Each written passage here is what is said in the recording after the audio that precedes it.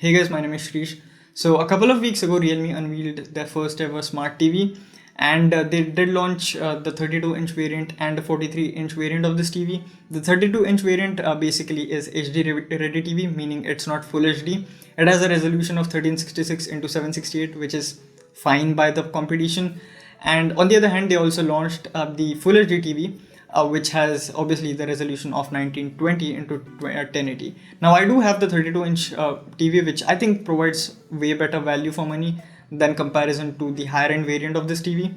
So in this video, let's just talk about my overall unboxing experience, installation process, and yeah, I'll also share my initial impressions when it comes to the Realme TV. So yeah, without any further ado, let's get into this. Now firstly, this is the package that I received. I had ordered from Realme store, so which is why the package was pretty simple. But I am guessing that if you order from Flipkart, there is going to be some sort of extra coating from Flipkart as well on top of it. So it doesn't quite matter, but I just thought of mentioning that. But anyways, what matters is what's inside the box. So inside the box, you do get the TV itself and a polythene bag with the essentials that you will be needing while using the TV.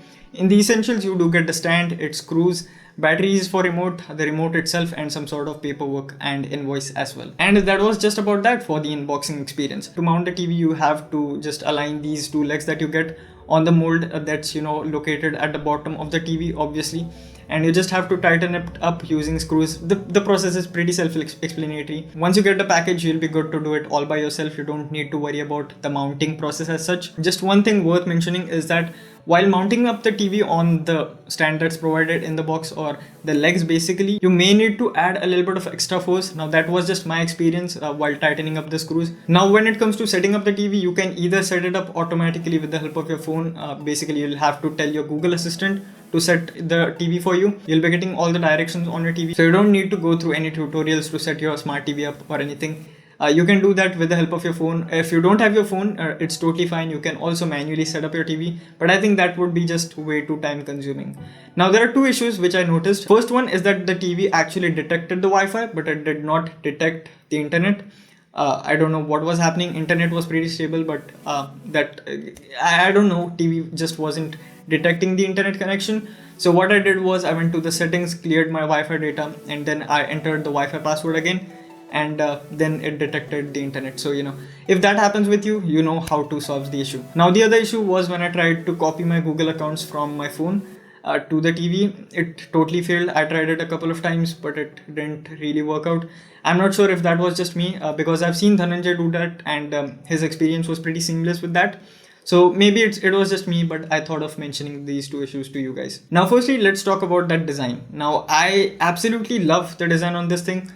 Basically, you do get the bezel-less experience, like almost bezel-less experience. There's a little bit of chin, but that's fine. It has the Realme branding as well in the center. And then talking about the display quality itself, the quality of the panel. Well, basically, this is a really good quality panel. Initially, I had expected the quality to be not so good. I had expected the video experience to be pixelated to a certain extent, because this is not a full HD TV. But yeah, overall the experience is pretty sharp, better than what I had expected, and I'm pretty happy about that. And because of the chroma boost that Realme has implemented in the TV, the colors actually look a little bit punchier. The overall display panel is bright, which by the way was one of the highlighting features when they were unveiling the TV. It has a max brightness or peak brightness of 400 nits, which is way better than what other TVs have to offer. So in terms of display quality itself, the panel is really good. But in my opinion, the display quality is not the best aspect of this particular TV. In my opinion, speakers is where Realme has sort of nailed it. Like, the speakers on this TV are absolute bonkers. I really love the overall quality. Like, the speakers on this thing get incredibly loud. In fact, I never really exceeded the 40% mark when I was actually watching the TV. Frankly speaking, I don't think I'll ever go above 60%, even in very extreme scenarios, because that would totally annoy my neighbors, and I don't really want to do that. Now, when I was navigating through the TV for the first time, I saw a lot of stutters, a lot of lags, and I was like, what the hell? What is even this processor hype about then? But then I went through the software update, and then I updated the software or the system, and after that the experience was much better. There were no lags, and in fact I think this performs really good when it comes to general performance. Obviously there will be some minor stutters, there will be some minor lags, but for a TV I think that's totally fine. And performance should not really be your topmost priority according to me when it comes to buying a TV. But yeah, performance is really good on this particular TV. Now when it comes to software as well, it's pretty easy to use. In fact, my parents who have never used a smart TV got used to it pretty quickly. By default, you do get Netflix, Amazon Prime and YouTube. All of these three platforms actually work extremely well. Apart from that, you can download Disney Plus Hotstar and other streaming services as well. I downloaded Disney Plus Hotstar. I'm yet to test other streaming services like Sony Live and stuff, but I'll test that before the full review.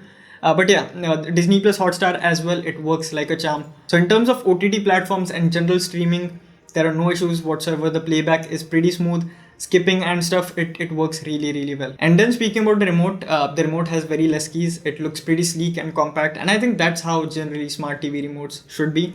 It has 3 dedicated keys for Netflix, Amazon Prime and YouTube, and no matter whichever input source you are currently on, if you press any of these 3 keys, you will be redirected to that specific OTT platform. But apart from that, for convenience, Realme has also added a dedicated input source button.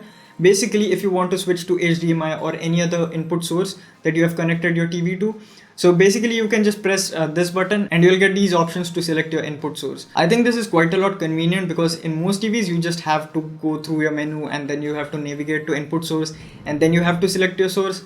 But here it's pretty convenient and I really appreciate that. So yeah, overall my experience with the Realme TV so far has been really nice. Like it's actually better than what I had expected. Obviously it's pretty early to pass on a verdict on this TV, so I'll save that for the full review. But right now things look pretty promising with the TV. And yeah guys, that's it for this video. I hope this video helped you in some way or the other. If it did, be sure to leave a like, drop a comment, subscribe to the channel, and I'll see you guys in the next one. Thank you for watching.